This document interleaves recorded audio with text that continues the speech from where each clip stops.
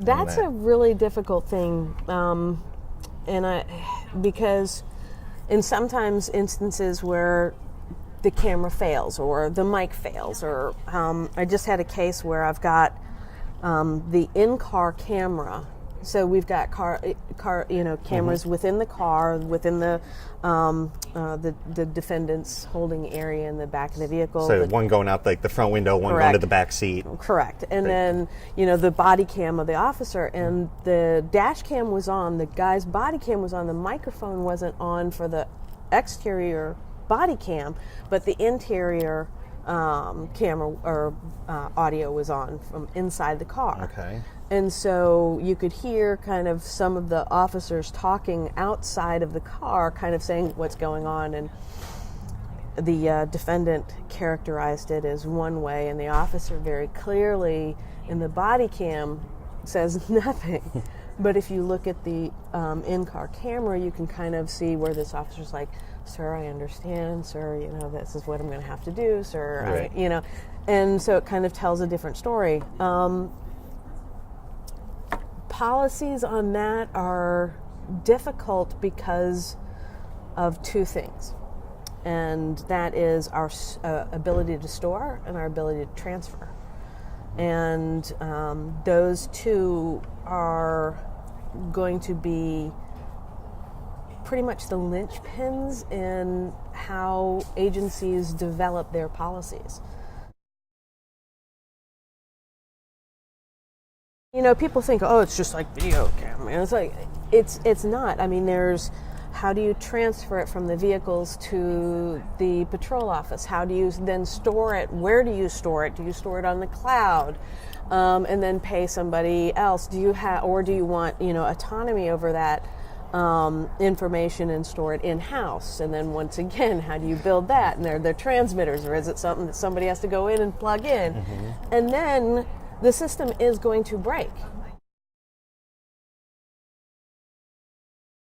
All of these different policy issue and questions, like, well, what do you do if an officer is in a situation and doesn't turn his camera on or audio on when he had, or what if he's in a situation and it turns off because it's damaged or anything like that? So these policies have so many different intricacies, and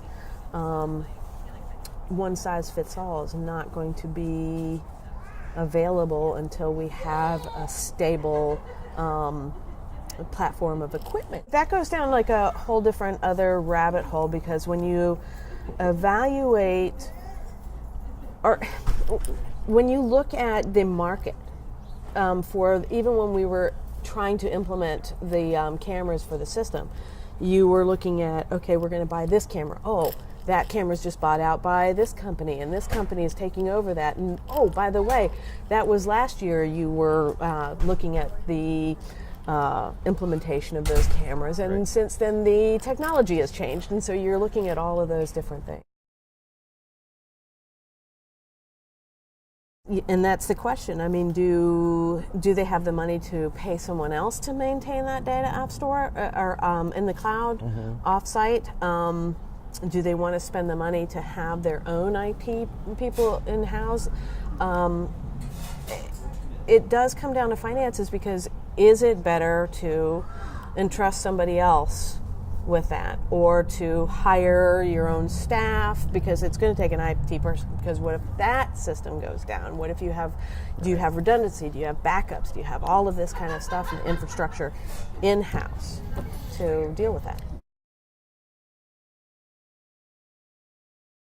It does, and it really does, because one of the things that really is kind of a culture shock going over to Alamance County is we have about like less than a quarter of the staff, and where? Yeah, in Durham.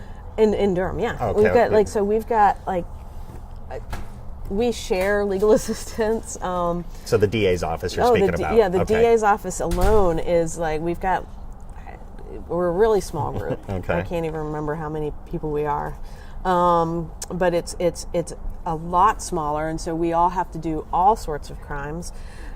And on top of it, when I was in Durham, we dealt with Durham County, and the Durham PD, and a couple of other special police, probation, wildlife, SHP, and stuff like that. But now we've got SHP, wildlife, Haw River Police Department, Burlington Police Department, Mebane Police Department, like Saxapaw, or I don't even know. But there's so many different agencies that you deal with. So you've got all of these different agencies with all of these different types of systems, and some of them don't have cameras, and attorneys are like, "Where's my video? You guys have destroyed my video." Right. And it's like, nope, we just don't have it, and if I can't have it, I can't turn it over to you.